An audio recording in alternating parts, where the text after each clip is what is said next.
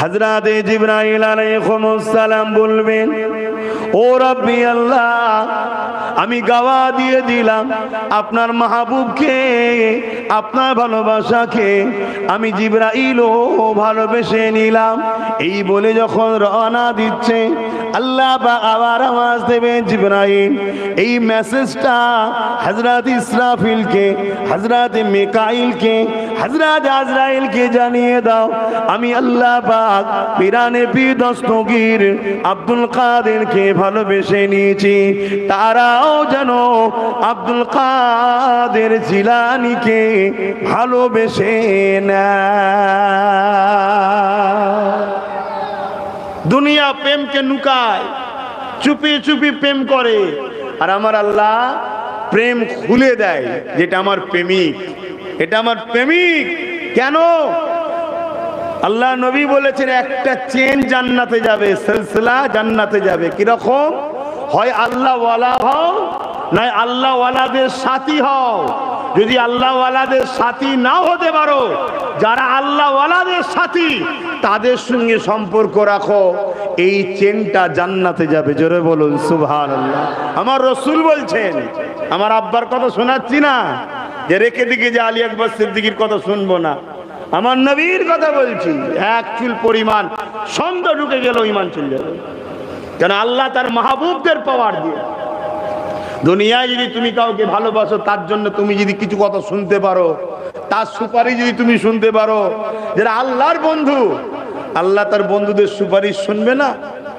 এজন্য এই চেনটা দিয়েছে, হয় আল্লাহ ওয়ালা হয়ে যাও, আর না হয় আল্লাহ ওয়ালাদের বন্ধু সাথী হও।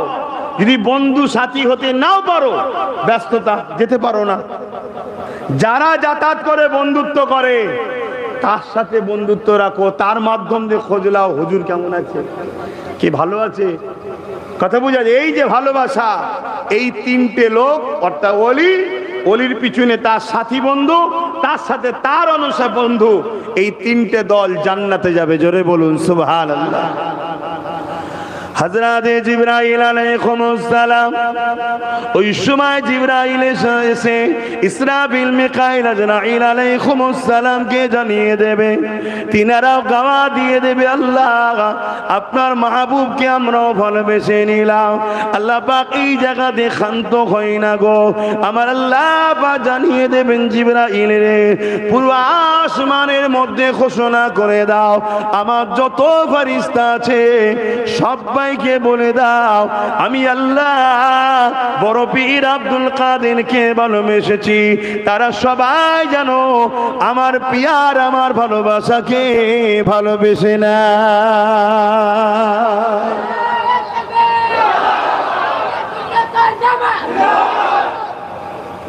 আমি একটা জিনিস বুঝাতে গিয়ে এদিকে আসছি, আর একটু অপেক্ষা করুন, আপনাদের জন্য মেসেজ আছে, আপনাদের জন্য ভালো খুশখবরি আছে। এ নওজওয়ান তরুণেরা, আল্লাহ নবী জানিয়ে দিলেন, ওই সময় সমস্ত আসমানের ফেরেশতারাও গাওয়া দিয়ে দেবে। আল্লাহ পাক ওই সময় বলতে লাগবে, এ আমার ফেরেশতা রে, জিবরাইল রে, জমিনে যত ভ্রমণকারী ফেরেশতা আছে, যে যেখানে নিযুক্ত আছে, সবাইকে ঘোষণা করে দাও, আমার মাহবুব বান্দাকে যেন ভালোবেসে নাই। এরপরই আল্লাহ পাক একটা ঘোষণা দিচ্ছে, ওই ঘোষণাটা তোমার আমার জন্য জানা বড় জরুরি। ওই সময় আল্লাহ পাক বলবেন, এ জিবরাইল, তুমি তোমার টিম নিয়ে গিয়ে, মন দিয়ে শুনবে, তুমি তোমার টিম নিয়ে গিয়ে জমিনে ছড়িয়ে যাও, যাদের দিলগুলো দেখবে পাক পবিত্র রয়েছে, আমার প্যারা বান্দা বান্দির ভালোবাসা তাদের হৃদয়ে রেখে দাও। হাতে যার যার দিলে আল্লাহর ওলিদের প্রেম আছে, এই হাদিস দ্বারা প্রমাণ, আমাদের হৃদয়টা আল্লাহর ফেরেশতা জিবরিল এসে পরীক্ষা করেছে, এটা আল্লাহর দরবারে পাক পবিত্র আছে। আমরা হতে পারি গুনাহগার, আমাদের ভুলের জায়গায়, কিন্তু ভালো একটা দিক আমাদের আছে, সেটা হলো কি, আমাদের অন্তরটা আল্লাহর দরবারে পাক পবিত্র। তাই এখানে ওলির প্রেমকে রেখেছে জিবরিল। জোরে বলুন সুবহানাল্লাহ। আমি কি শোনাচ্ছি বুঝছেন তো? হ্যাঁ, হুজুরের হাদিস শোনাচ্ছি, ও ভালো তারে শোনেন। আজ ওলি আল্লাহদের থেকে আমরা অনেক দূরে সরে গেছি। এজন্য আজকে মসজিদে মসজিদে জিকিরের মাহফিল উঠে গেছে। আগেকার সময় প্রতি বৃহস্পতিবারে বাদ মাগরিব ইমামকে দিয়ে হোক বা যারা জাকিরিন তাদেরকে দিয়ে হোক পুরো জিকির হতো। উযকুরুল্লাহ যিকরান কাসীরা, তোমরা বেশি বেশি করে আল্লাহর জিকির করো। আল্লাহ নিজে বলছে কি হবে, আলা বিযিকরিল্লাহি তাতমাইন্নাল কুলুব। এই অন্তর তখন পাক পবিত্র হবে।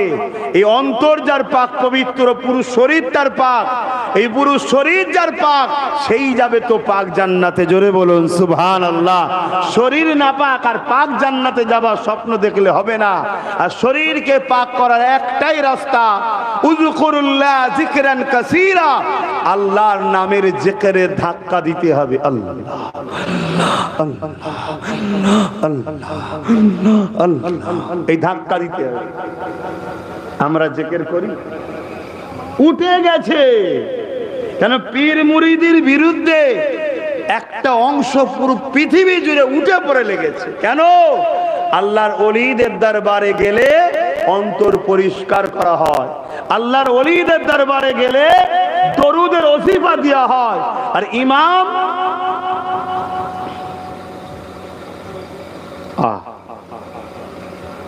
ইমামে গাজ্জালি হুজুর বলছেন, নবীর প্রেম দুই দিক দিয়ে হয়। এক, নবীর জীবনী পড়ো, আর নবীর উপরে বেশি বেশি দরুদ পড়ো। জোরে বলুন সুবহানাল্লাহ। আল্লাহর ওলিদের দরবারে গেলে ওলিরা দরুদের সবক দেয়। ঈশান নামাজ বাদ এই দরুদ 1000 বার পড়বে, কি 500 বার পড়বে, প্রতিদিন তুমি পড়বে। আগেকার মুরব্বী বাপেরা যারা জিকির করেছে তারা জানে, কথা বুঝে আসছে। সেসব কোনো বড় প্ল্যান করে তুলে দেওয়া হয়েছে। আর এই তুলেছে কারা? ভেতরের দুশ্মনেরা। আর কেন তুলানো হয়েছে? বাইরের দুশ্মন অর্থ দিয়েছে, তুলে দে। কেন? তুললেই তো ইমানটা দুর্বল। আর ইমান দুর্বল যদি হয়ে যায়, ও যতই বলুক 250 কোটি পৃথিবীতে আছি আমরা, কিচ্ছু করতে পারছি না। যতই বলুক ভারতবর্ষে 40 কোটি আছি, কিচ্ছু করতে পারছি না। আর এক মঈনুদ্দিন আজমিরি করে দেখিয়ে দিয়েছে। জোরে বলুন সুবহানাল্লাহ। এক মুজাদ্দিদ আল-পেসানি করে দেখিয়ে দিয়েছে। জোরে বলুন সুবহানাল্লাহ। আর আজকে আমরা কি করছি বুঝতে পারছেন তো নাকি? আমাদের মেন পাওয়ার কোনটা? ইমান। ইমান, সেই ইমানের পাওয়ার বার করে নেওয়া হচ্ছে বড় প্ল্যান করে। আপনি ভাবছেন হারে নামাজ, দাড়ি, টুপি, জুব্বা, পাগড়ি, মৌলানা, মুফতি, আহা এ লোকটা কখনো খারাপ হতে পারে? অথচ তার পিছনে কোটি কোটি ডলার টাকা দেওয়া হচ্ছে। কি কাজ? নামাজের বেলায়, রোজার বেলায় ঠিক আছে, হজের বেলায় ঠিক আছে, দান খায়রাতের ঠিক আছে, মেন গোড়াটা তুলে লাও। গাছের ডালপালা ফলমূল কাটতে যাস না, নজরে পড়ে যাবে। এই ডাল কাটছিস কেন? বলবে না, বলবে না। অতএব গাছের পানি দিবার নাম করে, গাছের যত্ন নিবার নাম করে গাছের গোড়ার মূলটাতে গরম পানি দিয়ে মেরে দে। ভাই গাছের গোড়া যদি গরম পানি দিয়ে মেরে দেয় কি হবে বলেন? ডালপাতা ফলমূলা থাকবে? একটু হ্যাকি না বলেন। আমার অসুবিধা হচ্ছে, বুঝাচ্ছি বলে কষ্ট হচ্ছে, দুটো ঘটনা বলে চলে যাবো। কি পাবে তোমরা?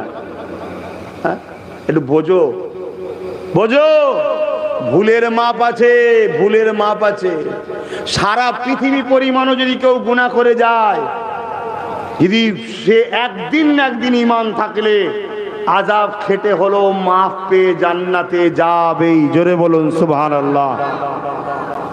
আর পৃথিবী পরিমাণ নেকি করেছে, কিন্তু এই মূল শেষ, সে জাহান্নামে ঢুকবে আর কোনোদিন, জোরে বলুন, বেরোবে না। হাদিসে কুরসির মধ্যে আল্লাহ পাক জানিয়ে দিলেন, এ দুনিয়া মানুষেরা আমার পেয়ারা বান্দা, আমার মাহবুব বান্দাদের বিরোধী যারা করছো, তোমরা প্রস্তুত হয়ে নাও। কাল কিয়ামতের ময়দানে আমি আল্লাহ তোমাদেরকে যুদ্ধের ঘোষণা দিচ্ছি। তোমাদের করে আমার সঙ্গে যুদ্ধ করতে হবে। কেন? তোমরা আমার মাহবুব পেয়ারা বান্দাদের বিরোধী করেছো। আর তোমরা যদি আমার মাহবুব বান্দাদের সঙ্গে মহব্বত রাখো, ভালোবাসা রাখো, তাদের সোহবতে উঠা বসা করো। মনে রেখে দিও আমি আল্লাহ বা বড় দয়ালু। যদিও তোমাদের কোনো ভুল হয়ে যায়, আমি আল্লাহ গফুর ও গফফার, দয়াময় মাফ করে দিতে পারি। যদি মাফ নাও করি, দুনিয়ায় বিমার দিয়ে মুসিবত দিয়ে ওই গুনাহকে মাফ করিয়ে নিয়ে হলো আমি আল্লাহ আমার মাহবুব বান্দাদের সাথীদের করে তাদের সাথেই জান্নাতি বানাবো। কেননা নবী আমার জানিয়ে দিয়েছে, বুখারী শরীফের হাদিস, এক গ্রাম্য মানুষ চলে আসলো, আল্লাহ নবীকে জিজ্ঞাসা করলে, ইয়া রাসূলুল্লাহ হাবিবাল্লাহ, কিয়ামতটা কবে হবে? আল্লাহ নবী বললে, বাবা ছেলের কিয়ামত অবশ্যই একদিন হবে। মা'আদাত্তালাহা, তবে তুমি কিয়ামতের জন্য কি করেছো? ওই যুবকটা বলতে লাগলো, ফাকামা আদাতুলাহা কাসীরা সালাতি ওয়া সিয়ামি, ইয়া রাসূলুল্লাহ হাবিবাল্লাহ, বেশি বেশি নামাজ রোজা করতে পারিনি, ফরজ ওয়াজিব সুন্নাত মুআক্কাদাটুকু করেছি, ইল্লা তবে আন্নী উহিব্বুল্লাহ রাসূলুহু, আমার হৃদয়ে, আমার কলবে, আমার অন্তরে সব থেকে বেশি আল্লাহ ও রাসূলকে ভালোবাসি। নবী আমার বলেনি ভালোবাসায় কি হবে? আল্লাহ নবী বলেছিলেন, আল মারু মা মান হাব্বা, দুনিয়ায় যে যাকে ভালোবাসবে পরকালে আল্লাহর জান্নাতে তার সাথে থাকবে। আরো জোরে বলুন সুবহান।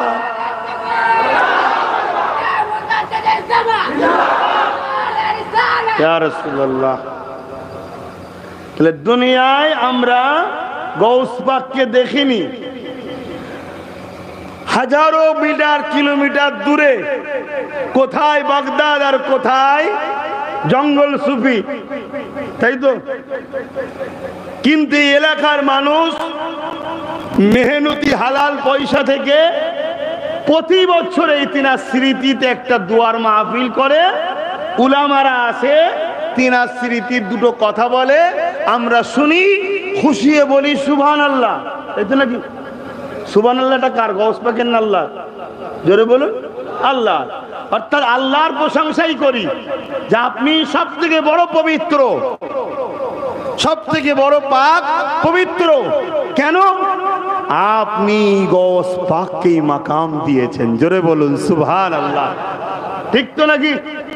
তাহলে কোন জিনিসের যখন তৈরি করার তারিফ হয়, মূলত যে তৈরি করেছে, ওই ম্যানুফ্যাকচার যিনি তৈরি করেছেন তারই তারিফ হয়।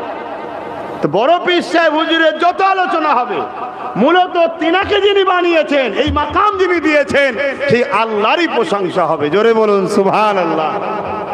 কিন্তু দুঃখের বিষয়, আজ তো ওলি আল্লাহদের আলোচনাই বন্ধ হয়ে গেছে।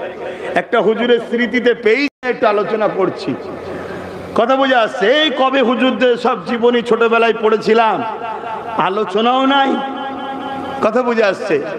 তারপরেও যখন সুযোগ পেয়েছি একটু দু কথা বলছি, আপনাদের অসুবিধে হচ্ছে না তো? একটু সকলকে জিজ্ঞেস করতে চাইছি। না ভেতরে ভেতরে মনে হচ্ছে তোর বাবু আলী আল্লাহদের কথা ছাড়তে, বাবা হজের কথা একটু বল, এটা মনে হচ্ছে নাকি? হায় হায়, অবশ্যই হজ করতে হবে, অবশ্যই মাল্লা দিওকে যাকাতও দিতে হবে, অবশ্যই রোজা রাখতে হবে, অবশ্যই হজ নামাজ পড়তে হবে। এ যুবকেরা, তরুণেরা, এগুলো যেমন করতে হবে, ঠিক তেমনি আল্লাহ পাকের পেয়ারা যারা, তাদেরকেও মহব্বত ভালোবাসতে হবে, তাদের দেখে অনুসরণ করতে হবে। কেননা মনে রাখবে, কিয়ামতের দিনে আল্লাহ পাক যেদিন বিচারের দিন করে দেবে, হিসাবের দিন করে দেবে, ওই ময়দানে মাশরে আল্লাহ পাক আলেমে হাক্কানীদেরকে বলবে, এ আমার উলামা বান্দা বান্দারে, তোমরা দুনিয়া জমিনে আমার দ্বীনের প্রচার করেছিলে, আমার দ্বীনের কথা মানুষকে শিক্ষা দিয়েছিলে, আমার দ্বীনের উপরে তোমরা আমল করেছিলে, আমার দ্বীনের মেসেজ মানুষের কাছে পৌঁছেছিলে। এই মেসেজ পৌঁছাতে গিয়ে দুনিয়া তোমাদের পিছনে অনেক সমালোচনা ঘোষণা করেছে। এই মেসেজ পৌঁছাতে গিয়ে দুনিয়া তোমাদেরকে অনেক কষ্ট দিয়েছে, জুলুম করেছে। এই আমার মেসেজ পৌঁছাতে গিয়ে দুনিয়ায় অনেক বাধার সম্মুখীন তোমাদের হতে হয়েছে। তথাপিও তোমরা দুনিয়ার কোনো পাওয়ারকে ভয় না করে, দুনিয়ার কোনো বাধাকে ভয় না করে, দুনিয়ার কোনো কিছুকে পৌঁছা না করে আমি আল্লাহ আমার খুশির জন্য আমার দিন এলেম দিয়েছিলাম, এলেম অনুযায়ী জীবন যাপন করেছো এবং এলেমের মেসেজ দুনিয়ার মানুষকে দিয়েছো। এ আমার আলেম বান্দারা, আজকের কঠিন দিনে ময়দানে মাশরেতে কেন তোমরা অপেক্ষা করতেছো? বিচার তোমাদের হবে না, আমি আল্লাহ তোমাদেরকে ইজাজত দিলাম, তোমরা বেহিসাব আমার জান্নাতে চলে যাও। আরো জোরে বলুন সুবহান। অত সহজ? এই সমাজে কিছু আলেম আছে দালালি করে চলে, দালালি। যেদিকে পানি গড়ায় সেদিকে ছাতা দেয়, আছে না? না, আলেমও দুই ধরনের। আমার নবী বলছেন, আমি নয়। এটা কি আমার আব্বার মেম্বার নাকি যে আমার বাপের কথা হবে এখানে? হ্যাঁ, এ তো আমার রাসূলুল্লাহর মেম্বার। পরে আছে কেউ যুবক আসো হট করে পাইনি, আপনি বসেন না। আমার রাসূল বলছেন আলেম দুই ধরনের, খায়রুল উলামা, শাররুল উলামা। একদল আলেম হবে, এলেম অর্জন করেছে, জ্ঞান পেয়েছে, আল্লাহ তাকে কোরআনের জ্ঞান, হাদিসের জ্ঞান, দ্বীনের জ্ঞান দিয়েছে, কিন্তু সেই জ্ঞান তাগুতি শক্তির দুনিয়া শাসকের কাছে বিক্রি করে তাদের দালালি করেছে। এদেরকে বলা হয় শাররুল উলামা। আর এক দল হলো খায়রুল উলামা, যারা এলেম অর্জন করেছে, ডায়ে বায়ে সামনে পিছনে দেখেনি, আল্লাহর রেজার জন্য, আল্লাহর খুশির জন্য হক কথা বলে। এরা হলো খায়রুল উলামা। এই উলামাদের ঘরে আল্লাহ কিয়ামতের দিন বলবে, যাও তোমরা দুনিয়ায় আমার পক্ষে থাকার জন্য কত তোমাদের উপর জুলুম হয়েছে, কত বাধা হয়েছে। যেমন একটা উদাহরণ দিচ্ছি, বিছখানে এই ভারতবর্ষে যখন ব্রিটিশ হুকুমত ছিল, এই ভারতবর্ষ ব্রিটিশ যখন শোষণ করছিল, ওই ব্রিটিশের আমলে একজন উলামা ছিলেন, তিনি হক কথা বলতেন, হকবাদী ছিলেন। তাই তিনাকে ব্রিটিশ হুকুমত জোর করে বন্দি করেছিল। বন্দি করে জেলে রেখে দিয়ে তেনাকে সাজা দিবার জন্য ব্যবস্থা করলেন। যখন সাজা হবে কালকে ধরুন, আর আজকে তার কাছে আরেকজন উলামা দেখা করতে এসেছে যে কাল তো আপনার সাজা, আসুন একটু আপনাকে কলেমা পড়াই। শুনছেন তো নাকি? তখন ওই উলামা যিনি হক কথা বলার জন্য জেলে গেছেন, তিনি আশ্চর্য হয়ে বলছে যে আমাকে বন্দি করা হয়েছে কলেমা প্রচার করি বলে, আর তুমি জেলের মধ্যে এসে কলেমা প্রচার করছো, তোমার সাহস কি? তোমার ভয় লাগে না? তোমাকেও তো বন্দি করবে। তখন সে বলছে, আরে মশাই, আমাকে ব্রিটিশ সরকার মাইনে দিয়ে রেখেছে তোমাকে, সমাজকে, যারা জেলে থাকবে তাদেরকে কলেমা শিখাবার জন্য। তাহলে কি বুঝলেন? একদল সরকারের মাইনের মৌলানা হয়, আর একদল আল্লাহর পক্ষের মৌলানা হয়।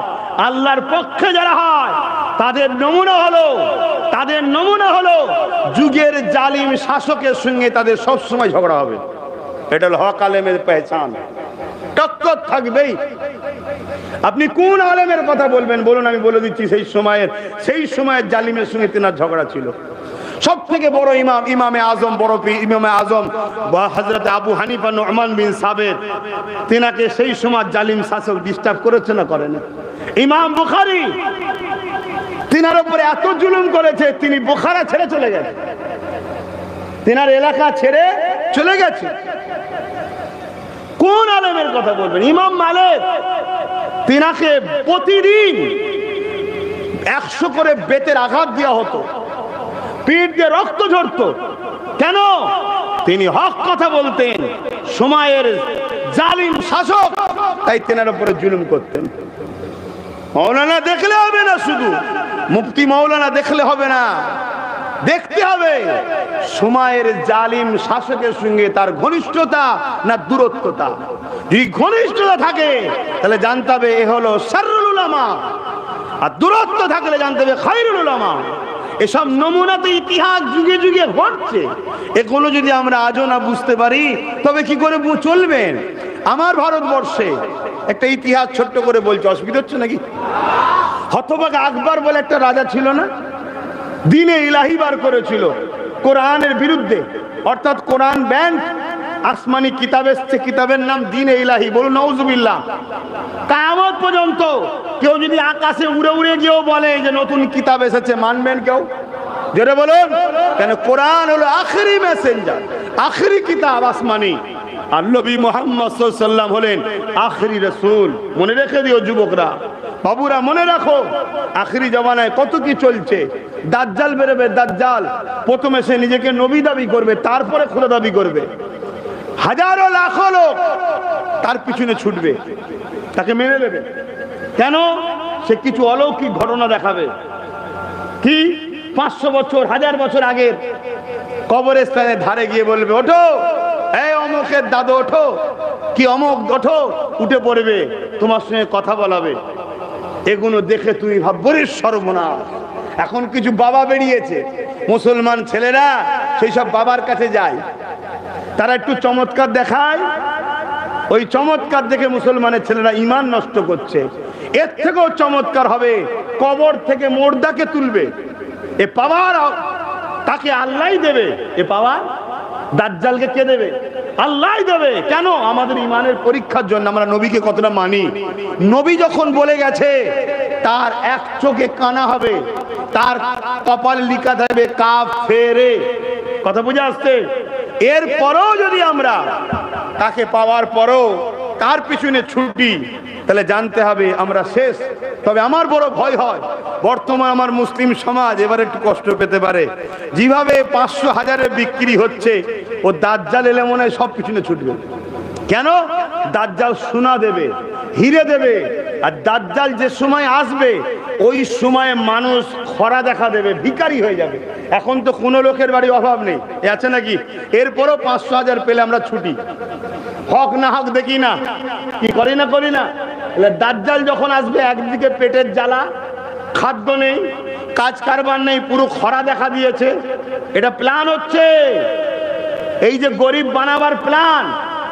যুব সমাজ মনে রেখে দিও আমার কথা, এই যে ভিক্ষা দেওয়া, ভিখারি বানানোর পরিকল্পনা। হাত পাতা যদি অভ্যেস না থাকে, সে যেখানে সেখানে যে হাত পাততে পারবে না। আর আমাদের এমন হয়ে গেছে, আমাদের হাত পাততে লজ্জাও লাগে না। হজে গিয়েছিলাম এক বছর, যখন আজ থেকে অনেক বছর আগে কথা বলছি, তা কাবা শরীফ ঘুরে এসে $10 রিয়াল বেঁচেছে। 2 রিয়ালে একদিকে এখন সব ক্যান পাওয়া যায় না, এদিকে ঠান্ডা কোল্ড ড্রিঙ্কস 2 রিয়ালে ওখানে পাওয়া যায়। তা 10 টাকা যখন বেঁচেছে 10 রিয়াল, তা কি করবো, 5টা কিনেছি। আমরা 5 জন ছিলাম, খাবো। যখন একটা একটা করে দেওয়া হচ্ছে, অমনি একজনে হাত পাচ্ছে, ভাবছে ফিরি দিচ্ছে। মানে হাত পাতা অভ্যেস এত হয়ে গেছে। পুরো হজে যদি আল্লাহ নিয়ে যায়, দেখবে ভারত, পাকিস্তান, শ্রীলঙ্কা, বাংলাদেশ, এই সব আর কিছু দেশ, এই সব এলাকায় সব দেখবেন লাইন দিচ্ছে ফ্রি খাওয়ার জন্য।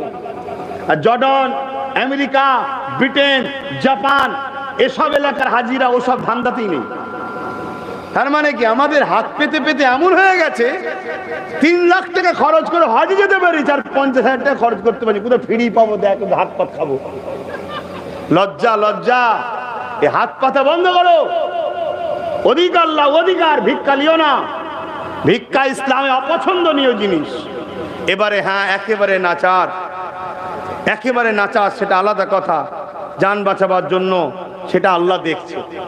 তো যাক, দাজ্জাল এসে সোনা দানা দেবে, হিরে দেবে, মতি দেবে, জহরাত দেবে।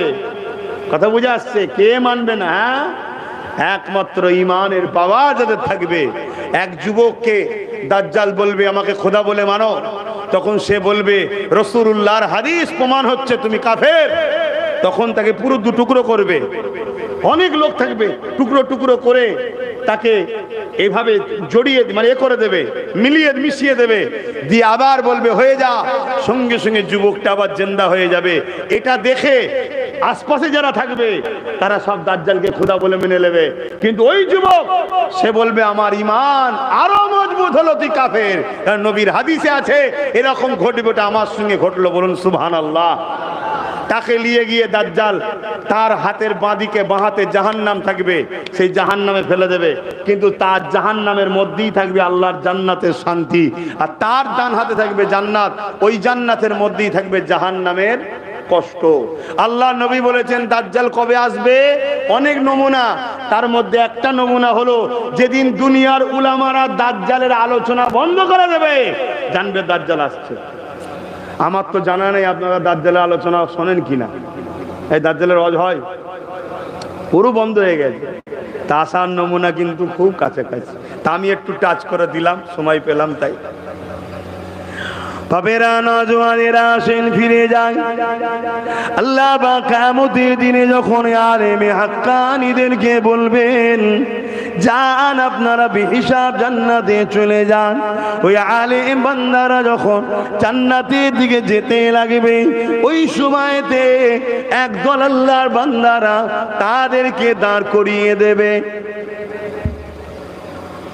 এ আল্লাহ পাকের আলেম বান্দারে, আপনারা দুনিয়া জমিনে যখন দিনের প্রচার করতেন, আপনাদের পাশে আমরা দাঁড়াতাম, আপনাদের মজলিসে আমরা গিয়ে বসতাম, আপনাদেরকে আমরা সহযোগিতা করতাম, দিনের কাজে আমরা অর্থ সহযোগিতাও করতাম, এক কথায় আপনাদের সঙ্গে আমরা নিসবত জুড়ে রেখেছিলাম। কারণ আপনারা আল্লাহ দিলের জন্য কাজ করছেন, আর আপনারা ওয়াজ করতে করতে বলতেন আলমার ও মান হাব্বা, দুনিয়ায় যে যাকে ভালোবাসবে পরকালে তার সঙ্গে জান্নাতে যাবে। আজকে আপনাকে আমরা দুনিয়ায় সহযোগিতা করেছি, আপনার বিষয়ে কেউ কিছু বললে আমরা নিজেদের সিনাকে আপনার সামনে ঢাল করে দাঁড় করিয়ে দিতাম, আমরা আপনার পাশে দাঁড়াতাম বলে আমাদের উপর অনেক জুলুম অত্যাচার হয়েছে। আজ ময়দানে মাশরে আল্লাহ আপনাদেরকে জান্নাতি ঘোষণা করে দিয়েছে। আপনারা যে নবীর হাদিস শোনাতেন দুনিয়ায় যে যাকে ভালোবাসবে তার সঙ্গে জান্নাতে যাবে, তাহলে আজকে আমরা কেন বাদ যাব? ওই সময় আলেম বান্দারা আবার ফিরে গিয়ে আল্লাহ পাকের আরশাজিমে নিজে সিজদায় পড়ে গিয়ে আরজ করতে লাগবে, ও রাব্বি আল্লাহ, দিনের কথা মানুষকে শোনাতাম, তার মধ্যে এটাও শোনাতাম আল মারউ মা মান আহাব্বা, দুনিয়ায় যে যাকে ভালোবাসবে তার সঙ্গে জান্নাতে যাবে। আজকে একদল বান্দা বান্দিরা তারা দুনিয়ার দিনের কাজে আমাদেরকে সহযোগিতা করেছিল, আমাদের সঙ্গে ছিল, আমাদেরকে পেয়ার করত, আজকে দিনে তারা আমাদের কাছে আরজু জানিয়েছে, আল্লাহ তাদেরকে আমাদের সঙ্গে জান্নাতি দিয়া হোক। মনে রাখবেন আল্লাহ নবী জানিয়ে দিলে ওই সময় আলেমে হাক্কানীদের কাতারে আল্লাহ পাক তাদেরকেও জান্নাতি বানিয়ে দেবে। আরো জোরে বলুন সুবহান। এই যুবকেরা তরুণেরা আরো একটা হাদিসের কথা মনে পড়েছে। আল্লাহ নবী একদিন সাহাবা হুজুরদের দরবার মজলিসে আসলেন, হুজুরা মুবারক থেকে এসে সাহাবাদের মজলিসে এসে উপস্থিত হলেন। সাহাবাদের কাছে রাসূল বড় খুশি খুশি রয়েছে। সাহাবা হুজুররা বলতে লাগলেন, ইয়া রাসূলুল্লাহ হাবিবাল্লাহ, আজ আপনার চেহারাতে বড় খুশি খুশি লাগছে, কারণটা কি জানার অধিকার রয়েছে? প্রশ্ন কিভাবে করছে দেখেছে? কারণটা কি জানার অধিকার আছে? সব কথা সবার জানার অধিকার আছে নাকি? কথা বলেন, অধিকার নেই। ধরুন কেউ আপনার নেতৃত্ব দিচ্ছে, আপনাকে তার পিছনে আপনি আছেন, সে আপনাকে বললো এই দিকে যাও কি ওই দিকে যাও, আপনি জিজ্ঞেস করছেন কেন যাব? সব কথা যদি বলে দিয়ে হয়, আপনারা 50 জন আছে, তার মধ্যে একজন 2 নম্বর মুনাফিকও আছে, সে তো মুনাফিকটা জেনে জানিয়ে দেবে, ঠিক না বেঠিক? এই জন্যে মানলে মানার মতো মানতে হয়, মানলে মানার মতো মানতে হয়, কিন্তু সে মানার লোক আছে কই? আছে কই? বড় দুঃখ আমার, আছে কই? তরুণেরা আল্লাহ নবী জানিয়ে দিলেন, এ সাহাবারা শোনো, আল্লাহ পাক আমাকে জানিয়েছে আমার উম্মাদের মধ্যে থেকে এমন উম্মাদ আল্লাহ পাঠাবে যাদেরকে 70,000 এমন উম্মাদ পাঠাবে যাদেরকে আল্লাহ কিয়ামতের ময়দানে দাঁড় করাবে না, বেহিসাব আল্লাহ পাক জান্নাতি বানিয়ে দেবে। সাহাবা হুজুররা বলতে লাগলেন, ইয়া রাসূলুল্লাহ হাবিবাল্লাহ, সংখ্যাটা কি একটু বাড়ানো গেল না? 70,000 সংখ্যাটা কি বাড়ানো গেল না? তরুণেরা, আল্লাহ নবী বললেন, সাহাবারে আমি আল্লাহকে বলেছিলাম আল্লাহ 70,000 সংখ্যা কি বাড়ানো যায় না? আল্লাহ পাক বলেছেন, হাবিব আপনি যাতে রাজি আমি তাতে রাজি, আপনার খুশির জন্য জানিয়ে দিলাম ওই যে 70,000 বেহিসাব জান্নাতে যাবে, ওই 70,000-এর এক এক জনার সাথে আরো 70,000 করে জান্নাতে যাবে। আমার গৌস পাক তো যাবেই যাবে, হুজুরদের সাথে সাথে আরো 70,000 আসামিরা যাবে। কারা যাবে? আসামি। হ্যাঁ, অনেকে বলে নবীর শাফাত কি আর আমি পাবো? আল্লাহর ওলিরা পাবে। তো ওলিদের জন্য শাফাত কি দরকার? আসামির জন্য তো শাফাত দরকার, ঠিক তো নাকি গো? আসামি যে হবে তার জন্যই তো সুপারিশ দরকার, যে আল্লাহ ভুল করে ফেলেছে, আল্লাহ ছেড়ে দেন। নবীর শাফাত গুনাহগারদের জন্য, জোরে বলুন সুবহানাল্লাহ। কিন্তু অনেকে তো শাফাতও অস্বীকার করে, আপনারা করেন নাকি? হ্যাঁ, খুব সাবধান। এই আবার বললাম, এটা ভেতরের গাদ্দা। কেউ যদি নবীর শাফাত অস্বীকার করে তার মধ্যে ঈমান চলে যাবে। আর ঈমানবিহীন যত মুসলমানই থাকুক না কেন, তাদের মসজিদ মাদ্রাসা কবরস্থান দখল হয়ে যাবে, কিচ্ছু করতে পারবে না। শুনছেন না শোনেননি? আমি তো সব ঘুরে দেখছি, আমি তো ঘুরে দেখছি। ছোট হুজুর পীর কেবলা বলতেন, इसके का क्या मजा है किसी आशिक से पूछना चाहिए, लाखों मुस्लिम है मगर ईमान में कामिल नहीं। मुसलमान लाख लाख কিন্তু ঈমানে কামিল কই? ঈমান দরকার না? ঈমান, আমি আবার একবার বীজখানে টাচ করছি। ঈমান কি? ঈমান কি? লা ইউমিনু আহাদুকুম হাত্তা আকুনা হাব্বা ইলাইহি মিন ওয়ালিদিহি ওয়া ওয়ালাদিহি ওয়ান নাস আজমাইন। অপর হাদিস শরীফ, সালাসুন মান কুন্না ফীহি ওয়াজাদা বিহিন্না হালাওয়াতাল ঈমান, মান কানা আল্লাহু ওয়া রাসূলুহু হাব্বা ইলাইহি মিম্মা সিওয়াহুমা ওয়া মান আহাব্বা আবদাল লা ইউহিব্বুহু ইল্লা লিল্লাহ, ইলা আখিরিল হাদিস। ঈমান কি? হযরত ওমর ফারুক বসে আছেন, রাসূল হাদিস বলছে, তোমাদের টাকা পয়সা জমি জায়গা ঘর বাড়ি ছেলে পুলে নেতা কেতা, শুনছেন তো নাকি, এমনকি নিজের জানের থেকেও বেশি মুহাম্মদ রসুলকে যে না ভালোবাসবে তার মধ্যে ঈমান নাই। আমার কথা শুনছেন? শুধু একবার বলেছে রাজ্যে আন্দোলন করা যাবে না, সব ঘরে ঢুকে বসে আছে, বলছে আমরা মুসলমান। কি গো, কষ্ট হয়ে গেল? তাহলে জানতে হবে ঈমান গেছে, জানতে হবে ঈমান গেছে। সংসার করতে হবে, ব্যবসা করতে হবে, কারবার করতে হবে, রাজনীতি করতে হবে, লেনদেন করতে হবে, হিন্দু মুসলিম খ্রিস্টান জৈন আদিবাসী মানুষ মানুষের সঙ্গে মিশবে, এ সব যায়। কিন্তু যখনই মিশতে গিয়ে টক্কর আল্লাহ রসুল বীজখানে এসে যাবে, তখন হলো পরীক্ষা শুরু। তুমি আল্লাহ রসুলের দিকে যাও না ওই দিকেই থাকো, এটা হলো পরীক্ষা।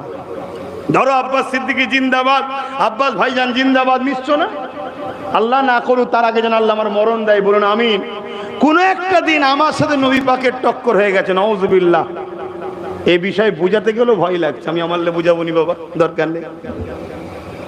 আমি অন্য কারো উদাহরণ দিয়ে বলছি। ধরো তোমার একজন কোন নেতা আছে, সেই নেতাকে তুমি ভালোবাসো, দুনিয়াদারি চলছে, উঠছো বসছো, ঠিক আছে, এটা দুনিয়াদারি করতে হবে তোরে বাবা, কেন করবে না, করো। কিন্তু তোমার ওই নেতার কিছু কথা বা কিছু কাজ তোমার নবীর দ্বীনের বিরুদ্ধে চলে গেছে, তোমার নবীর দ্বীনের ক্ষতির কারণ হচ্ছে, এই জায়গায় জানবে তোমার পরীক্ষা শুরু হয়েছে পারে। তখন যদি তুমি সেই নেতার সাথে এখনো থাকো, জানতে হবে তোমার মধ্যে ঈমান নাই। চলে আসো, পৃথিবীর মুফতি মাওলানা লিয়াস আমার সামনে বসাও, আমি কথা বলতে রাজি আছি। আমি যদি ভুল হয় তাকে পীর বলে, উস্তাদ বলে মেনে নেবো। আল্লাহর নবী বললেন অন্যায় দুই ধরনের হয়, একটা ব্যক্তি জীবনের, একটা ধর্মের ক্ষতির। ধর্মের ক্ষতির কোন অন্যায় যদি কেউ দেখে, হাত দিয়ে রুখতে হবে। হাত দিয়ে যদি রুখতে না পারো, মুখ দিয়ে রাখো। মুখ দিয়ে না পারো, অন্তত ঘৃণা করে চলে যাও। এই তিনটের মধ্যে কোনোটা যদি না থাকে, রসুল বলছে তার মধ্যে ঈমান নাই। আজকে কেন্দ্র সরকার বলছে মসজিদ, মাদ্রাসা, কবরস্থান ওয়াকফ কালা কানুন করে দখল করতে চাইছে। এটা অন্যায় না? অন্যায় না? এটা দিনকে শেষ করাবার ষড়যন্ত্র না? ষড়যন্ত্র নয়? এখন যদি কোনো মুসলমানের পরেও কেন্দ্র সরকারের দল করে বা তার পক্ষপাতিত্বে থাকে, তার কি ঈমান থাকার সম্ভাবনা আছে? ঠিক তেমনই কেউ যদি বলে যে মসজিদ, মাদ্রাসা, কবরস্থানের জন্য এই বাংলাতে কথা বলতে পারবে না, এরপরেও যদি মনে হয় যে সে আমার ঠিক আছে, জানতে হবে তোমার ঈমানের জন্ডিস, ঈমানের সমস্যা। কথা মাথায় ঢুকছে না? ঢুকে না? হ্যাঁ, দুনিয়াদারি করতে গেলে কেউ কার সাথে করবে, কার সাথে ব্যবসা করবে, কার সাথে দল করবে, সেটা আলাদা বিষয়। কিন্তু যখন টক্কর এসে গেছে, আর নয়। ধরুন আপনার আব্বা এমন একটা কথা বলেছে যে কথাটা আমার নবীর বিরুদ্ধে, ইসলামের বিরুদ্ধে, তুমি আব্বাকে আদবের সাথে বুঝাও। বাপ হয়, বুঝাও, ভালোবাসার জিনিস। বাপ শুনছে না, দুবার বুঝাও, শুনছে না, তিনবার বুঝাও, শুনছে না। তারপরেও যদি তুমি বাপকে প্রাধান্য দাও, জানবে ওই বাপ এর হাতেই আল্লাহ তোমাকে জিল্লাত করবে এবং তোমার ঈমান ধ্বংস হয়ে যাবে। কথা বুঝে আসছে না? নাই। কেন? আল্লাহ রসুলের আগে বাপ মা নয়, আল্লাহ রসুলের পরে বাপ মা। এই যে টক্কর, এই টক্করের কথা বলছি। কোন এক সাহাবী, আমার রাসূল পাক সাল্লাল্লাহু আলাইহি সাল্লামের মহব্বতের সাহাবী, এমন সময় তিনার আব্বা ছিলেন তৎকালীন সময় একেবারে ইসলামের শুরুর দিকে, শুনছেন তো, আমার নবীর বিরুদ্ধে, হুজুরের বিরুদ্ধে কথা বলছে। তো সাহাবী বলছে, আব্বা তুমি আমার নবীর বিরুদ্ধে বলো না, তোমার ভালো লাগলে মান যাবে না, বিরুদ্ধে বলো না, বিরুদ্ধে বলো না। এই কথা কাটাকাটি হচ্ছে, বাপ চুপ করছে না। আর ওই সাহাবী উঠেই বাপের গালে একটানে চড় মেরে দিয়েছে। আর চড়ও মেরেছে এইদিকে রাসূলুল্লাহ ওই সাহাবীর ঘরে ঢুকেছে। শুনছেন? আল্লাহ নবী যেই ইশারা দিলেন, সাহাবী তো থতমত খেয়ে গেলেন। আল্লাহ নবী বললেন, কি গো তুমি তোমার আব্বার গালে চড় মেরে দিলে? সাহাবী বলছেন, হুজুর বিয়াদবি মাফ করবেন, হাত খালি ছিল, তাই অস্ত্র থাকলে করদান উড়িয়ে দিতাম। আমার কাছে আপনি আগে, জোরে বলুন সুবহানাল্লাহ। আল্লাহ নবী খুশি হলেন, দোয়া করলেন, বাপ ঈমানের কলেমা পড়লেন, জোরে বলুন সুবহানাল্লাহ। এটা শরিয়াতকে জানতে হবে। আমরা এখন শরিয়াতকে ওই ঝালমুড়ি করে ফেলেছি। কথা বুঝে আসছে না? সব খিচড়ি, সব ভালো, সব ভালো। অত সহজ, অত সহজ। আমার নবী সব থেকে বড় পিয়ারা ইমামে হোসাইন পাককে কারবালার মাঠে পাঠিয়ে পুরো 52টা নবী বংশের সন্তান শহীদ হয়ে এই দিনকে বাঁচিয়েছে। আজকে সেই দিনের দুশ্মনদের সঙ্গে তুমি দল করে বলবে আমি ইসলাম, জান্নাতে যাব। হ্যাঁ, আমি জান্নাতে যাব। অতএব কথা এসেছিল, একটু বলে দিলাম। তো বীজখানে আরো একটা কথা জানতে চাই, এ ওয়াকফ কালা কানুনের বিরুদ্ধে আন্দোলনের দরকার আছে না নাই? হাত তুলে সাক্ষী দেন, দরকার আছে না নাই? আন্দোলন করলে তো তোমার রাজ্য সরকার রেগে যায় বলছে। আন্দোলন করবে? কারা কারা করবে হাত তুলে দেখাও। আলহামদুলিল্লাহ। সামনে কাল সোমবার, পরের সোমবার যদি তোমাদের এলাকার কোনো জায়গায় প্রোগ্রাম করি, খবর পেলে একটু যাওয়া যাবে? কাজ কাম ছেড়ে যাওয়া যাবে তো নাকি? এই যে সামনে কাল সোমবার, এর পরের সোমবার যাওয়া যাবে? এই তোমাদের আশপাশেই কোনো জায়গায় যদি একটা প্রোগ্রাম করি, হ্যাঁ, কি যেতে পারবে তো নাকি? না দোকান চালাতে হবে, ইনকাম করতে হবে, না ব্যবসা?